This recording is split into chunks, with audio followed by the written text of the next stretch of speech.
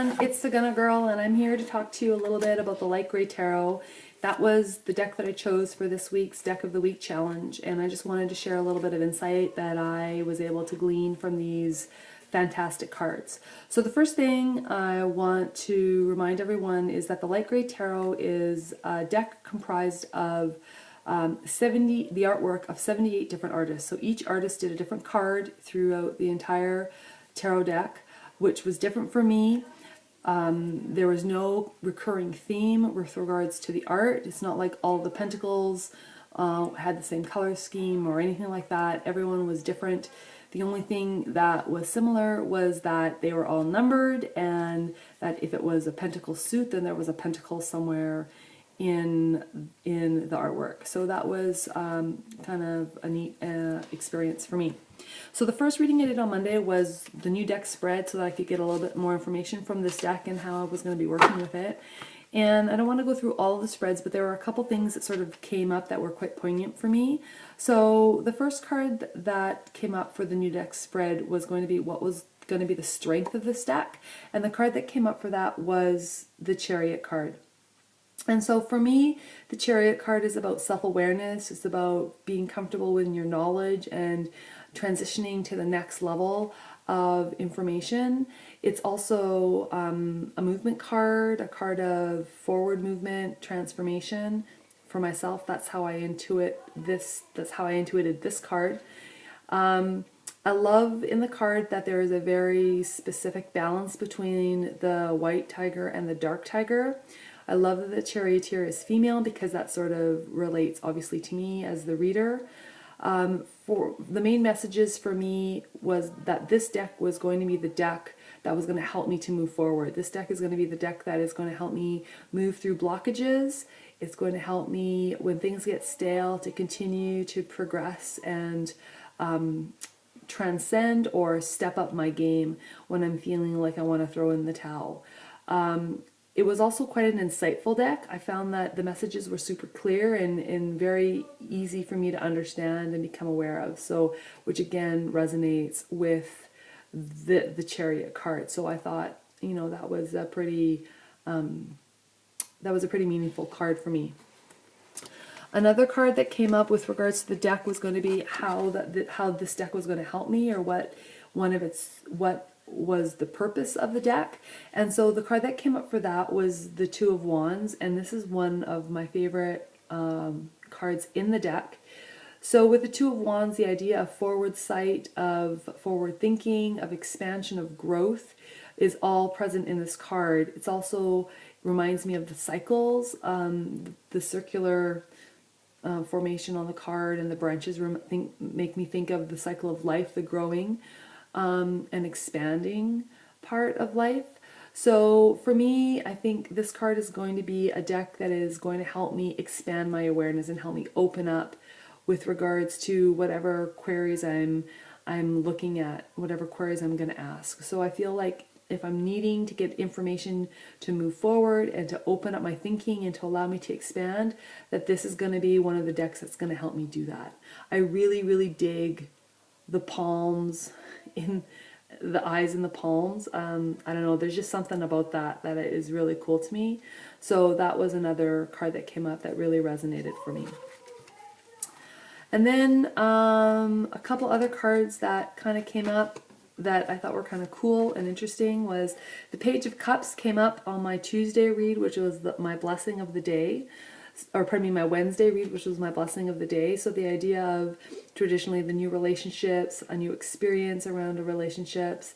For me, I looked at this as more of taking some time to check in with my intuition.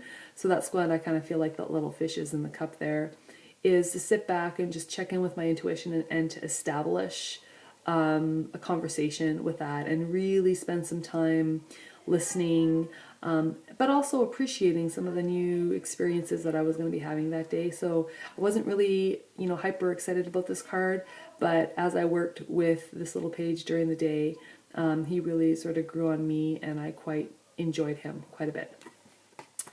I'm kind of bouncing around a little bit, but I did, with regards to the card reading on Monday, the limitations of the deck, came up the Wheel of Fortune.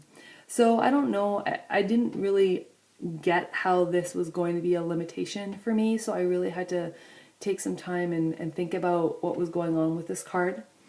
The Wheel of Fortune is about not just fortune coming in your life, but also the cycle of fortune coming in and then coming out, and how we go through this cycling of being on top of the world to then being in the doldrums and being at the bottom of the heap. And so I think that my notes for this day around this card was that despite the wisdom that comes from the card and the messages that I'm able to glean from the card and the direction the cards can give me, at the end of the day, I am the sole determinant of where my energy or where my day is going to go, and that I am the one that provides that direction.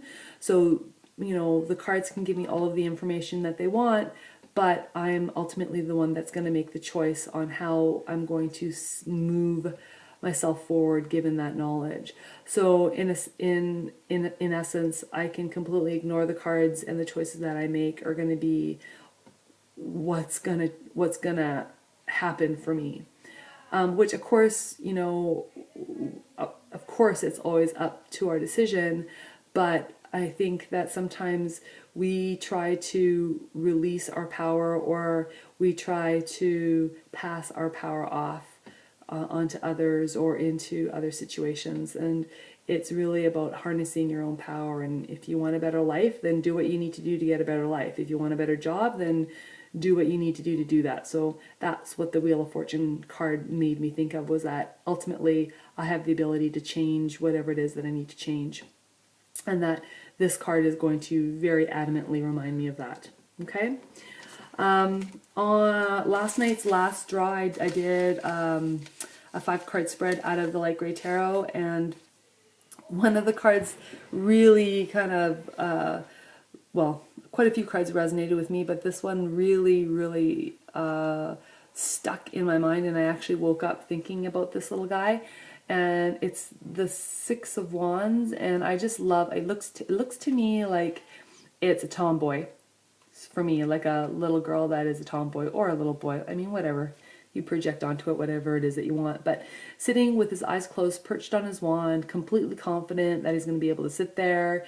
He's enjoying the moment, he's holding onto his wand, her wand, she's got ribbons wrapped around it, her eyes are closed, everything is right with the world, she's received some acknowledgement, she's received some success, and she's just on top of the world. I love the little sun peeking out of the corner there.